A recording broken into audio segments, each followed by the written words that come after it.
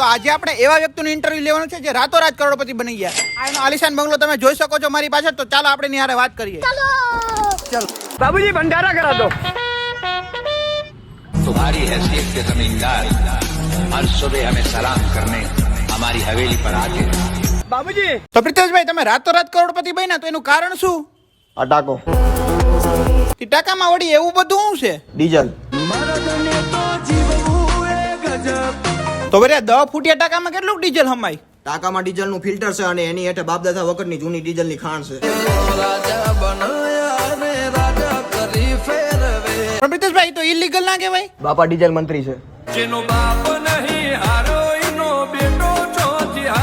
તો તમે ડીઝલ છૂટકમાં વેચો ખરી? ઓનલી 18 પૈડા વાળો ખટારો. તો ભાઈ મને તમારે ભેગો રાખી લેવો. ખાંડ ખાવ રસોડામાં જઈને.